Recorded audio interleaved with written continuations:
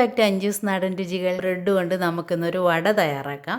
അപ്പോൾ ഉഴുന്നുവട ഒക്കെ പോലെ നല്ല ക്രിസ്പി ആയിട്ട് വറുത്തെടുക്കാൻ പറ്റുന്ന ഈ വട എങ്ങനെയാണ് റെഡിയാക്കാൻ നോക്കാം. അതിനാവശ്യമായിട്ട് ആദ്യം തന്നെ ഞാനിവിടെ ഒരു 6 ബ്രെഡ് എടുത്തിട്ടുണ്ട്. നിങ്ങൾക്ക് എത്ര അളവിൽ വേണോ അത്ര അളവിൽ ബ്രെഡിൻ്റെ എണ്ണത്തിൽ വ്യത്യാസം വരുത്താം. പിന്നെ വടയിലേക്ക് ചേർക്കുന്നതിന് ഒരു ചെറിയ സവാള എടുത്തിട്ടുണ്ട്, ഒരു ചെറിയ കഷ്ണം ഇഞ്ചി, എരിവിനാവശ്യമായിട്ടുള്ള പച്ചമുളക്. നിങ്ങൾക്ക് എരിവ് കൂടുതൽ വേണമെന്നുണ്ടെങ്കിൽ കൂടുതൽ പച്ചമുളക് ചേർക്കാം. പിന്നെ കുറച്ച് കറിവേപ്പിലയുടെ കൂടെ മല്ലിയില വേണമെങ്കിൽ ചേർക്കാം. കുറച്ച് പുതിനയിലയും കൂടി വേണമെങ്കിൽ ചേർക്കാം. ഞാനിപ്പോൾ മല്ലിയിലയും പുതിനയിലയും ചേർക്കുന്നില്ല, കറിവേപ്പില മാത്രമേ ചേർക്കുന്നുള്ളൂ. പിന്നെ നമ്മുടെ വടയൊന്ന് ചെറുതായിട്ട് ക്രിസ്പിയായി വരുന്നതിന് കുറച്ച് റവ എടുത്തിട്ടുണ്ട്. ഇത് നമ്മൾ ആഡ് ചെയ്യുന്ന സമയത്ത് ഞാൻ എത്ര ടേബിൾ സ്പൂണാണ് ചേർക്കുന്നതെന്ന് പറയാം. പിന്നെ വടയ്ക്ക് ചെറുതായിട്ടൊരു പുളിരസത്തിന് വേണ്ടിയിട്ട് ഞാനിവിടെ തൈരാണ് ഉപയോഗിക്കുന്നത്. നമ്മൾ ഉഴുന്നുവടയൊക്കെ അരച്ച് ചെറുതായിട്ട് പുളിക്കുമ്പോൾ ഒരു ചെറിയ പുളി ഉണ്ടാവുമല്ലോ, അതിന് പകരമായിട്ട് നമ്മൾ ബ്രെഡിലേക്ക് ചേർക്കുമ്പോൾ ഇൻസ്റ്റൻ്റായിട്ട് നമുക്ക് പെട്ടെന്ന് തന്നെ റെഡിയാക്കാൻ വേണ്ടിയിട്ട് ഞാനിവിടെ തൈരാണ് എടുത്തിരിക്കുന്നത്. തൈര് ഒരു 2 ടേബിൾ സ്പൂൺ ചേർക്കാം. ആദ്യം നമുക്ക് ഈ ബ്രെഡ് ഒന്ന് ചെറുതായിട്ട് മിക്സിയിലിട്ടൊന്ന് ക്രഷ് ചെയ്തെടുക്കാം. ഇതിൻ്റെ ഈ സൈഡിലുള്ള പാർട്ടൊന്നും റിമൂവ് ചെയ്യണമെന്ന് നിർബന്ധമില്ല, അതങ്ങനെ തന്നെ നമുക്ക് ഉപയോഗിക്കാം. അപ്പോൾ ഞാനിതൊന്ന് പൊടിച്ചെടുക്കട്ടെ. ഇപ്പോൾ ഞാൻ ബ്രെഡ് ഇവിടെ പൊടിച്ചെടുത്തിട്ടുണ്ട്. ചെറുതായിട്ടൊരു തരിതരിപ്പൊക്കെ ഉണ്ടെന്ന് ഓർത്തുകൊണ്ട് കുഴപ്പമില്ല, നമ്മൾ കുഴയ്ക്കുമല്ലേ നന്നായിട്ട്. അപ്പോൾ കുറച്ചൊരു തരിതരിപ്പ് ആയിട്ട് കുറച്ച് കട്ടിയായിട്ട് കിടന്നാലും കുഴപ്പമില്ല. ഇങ്ങനെ പൊടിക്കണമെന്ന് നിർബന്ധമില്ല, കൈകൊണ്ട് തന്നെ കുഴച്ചാലും മതി. ഇനി ഇതിലേക്ക് നമുക്കൊരു 2 ടീസ്പൂൺ റവ ചേർക്കാം. 2 ടേബിൾ സ്പൂൺ ചേർക്കാം. ഞാനിവിടെ അപ്പോൾ 4 ടീസ്പൂൺ ചേർക്കുകയാണ്. 4 ടീസ്പൂൺ റവ ചേർത്തിട്ടുണ്ട്. ഇനി നമുക്കിതിനകത്തേക്ക് ഇൻഗ്രീഡിയൻസ് ഒക്കെ ഒന്ന് അരിഞ്ഞ് ചേർക്കണം. ഇത് ഞാൻ അരിഞ്ഞെടുക്കട്ടെ. ഇപ്പോൾ ഞാൻ ഉള്ളിയും സവാളയും പച്ചമുളകും കറിവേപ്പിലയും അരിഞ്ഞെടുത്തിട്ടുണ്ട്.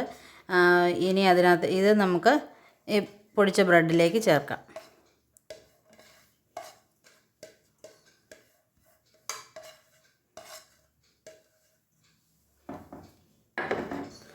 ഇനി ഇതിനകത്തേക്ക് നമ്മൾ എടുത്ത് വെച്ചിരിക്കുന്ന തൈര് ചേർക്കാം. ഒരു 2 ടേബിൾ സ്പൂണോളം ചേർത്താൽ മതി. അപ്പോൾ ആകെ എനിക്കിവിടെ ഇത്രയേ ഉള്ളൂ, ഇത് ഞാൻ മുഴുവൻ ചേർക്കുകയാണ്. ഇനി തൈര് കൂടി ചേർത്തിട്ട് ഇതിനാവശ്യമായിട്ടുള്ള ഉപ്പും കൂടി ചേർത്ത് നമുക്ക് നന്നായിട്ട് കുഴച്ചെടുക്കാം. ഇനി ഇതിലേക്ക് ഒരു 1/4 ടീസ്പൂൺ ഉപ്പ് ചേർക്കാം. ബ്രെഡിന് നല്ല മധുരമൊക്കെ ഉണ്ടല്ലോ, അപ്പോൾ അധികം ഉപ്പിൻ്റെ ഒന്നും ആവശ്യമില്ല, ആ മധുരം തന്നെ കുറച്ച് നിന്നോട്ടെ. ഇനി കൈവച്ച് നന്നായിട്ട് കുഴച്ചെടുക്കാം. ഇനി വെള്ളത്തിൻ്റെ അളവ് കുറവാണെങ്കിൽ, തൈര് നമ്മൾ കുറച്ചല്ലേ ചേർത്തിട്ടുള്ളൂ, അതുകൊണ്ട് കുറച്ചും കൂടി വെള്ളം ചേർത്ത് വടയുടെയൊക്കെ പരുവത്തിൽ കുഴച്ചെടുക്കാം. ആദ്യം നമുക്ക് തൈര് ചേർത്ത് കുഴച്ച് നോക്കാം, എന്നിട്ട് വെള്ളം ആവശ്യമുണ്ടെങ്കിൽ മാത്രം ചേർത്താൽ മതി. അതിങ്ങനെ ബ്രെഡ് ഇങ്ങനെ വലിയ പീസൊക്കെ ആയിട്ട് കിടപ്പുണ്ട്, കൈ കൊണ്ട് ജസ്റ്റ് ഒന്ന് ഉടച്ചു കൊടുത്താൽ മതി. നിങ്ങൾ വെള്ളത്തിൽ കുതിർന്ന് കഴിയുമ്പോഴത്തേക്ക് എമൗണ്ട് വളരെ കുറഞ്ഞു പോകും. നമുക്ക് കുറച്ച് എമൗണ്ടിലേ കിട്ടുള്ളൂ. അപ്പോൾ അതനുസരിച്ച് നിങ്ങൾ ആവശ്യത്തിന് ബ്രെഡ് എടുത്താൽ മതി. ഇപ്പോൾ നമുക്ക് വടയുടെ ഒരു ഷേപ്പിലാക്കാൻ കിട്ടിയിട്ടില്ല, അപ്പോൾ ഒരു അധികം വെള്ളത്തിൻ്റെ ആവശ്യമില്ല, ഒരു 2-3 സ്പൂൺ വെള്ളത്തിൻ്റെ ആവശ്യമുള്ളൂ. അത്രയും വെള്ളവും കൂടി ചേർത്ത് ഒന്നുകൂടി ഒന്ന് കുഴച്ചെടുക്കാം. ഇപ്പോൾ ഞാനൊരു 3 ടേബിൾ സ്പൂണോളം വെള്ളവും കൂടി ചേർത്തിട്ടുണ്ട്.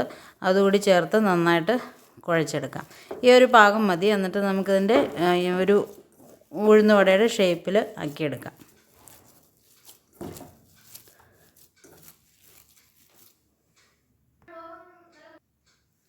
ഇപ്പോൾ മാവ് ഞാനിവിടെ കുഴച്ചെടുത്തിട്ടുണ്ട്. ഇനി നമുക്ക് ഉഴുന്നുവടയുടെ ഷേപ്പിൽ ആക്കിയെടുക്കാം.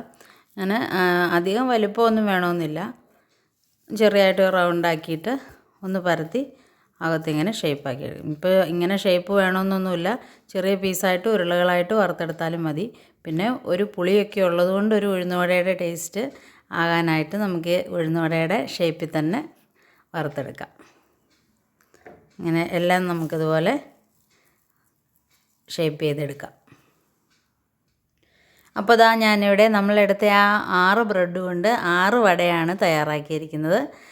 6 എണ്ണം ഷേപ്പാക്കി എടുത്തിട്ടുണ്ട്. ഇനി നമുക്കിത് ഫ്രൈ ചെയ്തെടുക്കാം. അതിനാവശ്യമായിട്ട് എണ്ണയൊന്ന് ചൂടാക്കാം.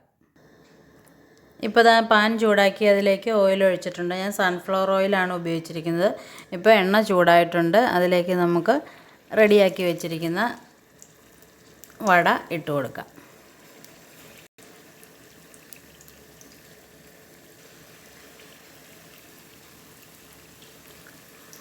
ഇനി ജസ്റ്റ് ഒന്ന് ചൂടായി നന്നായിട്ടൊന്ന് എണ്ണയൊക്കെ തിളച്ച് വരുന്ന സമയത്ത് ലോ ഫ്ലെയിമിലാക്കുക, അല്ലെങ്കിൽ നമ്മുടെ വട പെട്ടെന്ന് കരിഞ്ഞു പോവും. ലോ ഫ്ലെയിമിലാക്കി വേണം വേവിച്ചെടുക്കാൻ, അല്ലെങ്കിൽ ഉൾവശം പെട്ടെന്ന് വേവില്ല.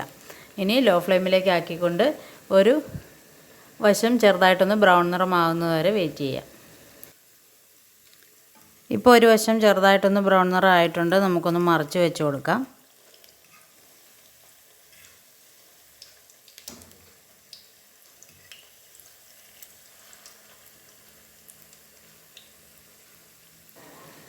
ഇപ്പോൾ ദാ രണ്ട് വശവും നന്നായിട്ട് ഫ്രൈ ആയിട്ട് വന്നിട്ടുണ്ട്.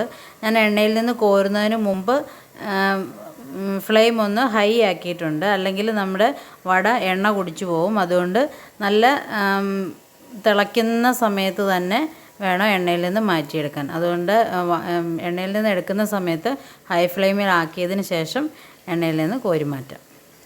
ഇനി അതുപോലെ ബാക്കിയിരിക്കുന്ന വടയും നമുക്ക് റെഡിയാക്കാം.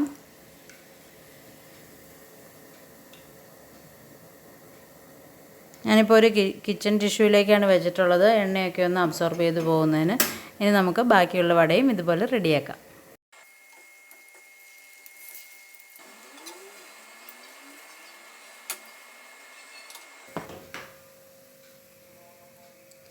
അപ്പോൾ ദാ നമ്മുടെ ബ്രെഡ് വട ഇവിടെ തയ്യാറായിട്ടുണ്ട്. ഇതെല്ലാവരും ട്രൈ ചെയ്ത് നോക്കുക. വളരെ ഈസിയും വളരെ ടേസ്റ്റിയുമായിട്ടുള്ളൊരു ഈവനിങ് സ്നാക്കാണ്. നിങ്ങളുടെ കമൻസും ഫീഡ്ബാക്കും ഒക്കെ അറിയിക്കുക. Thanks for watching. Thank you.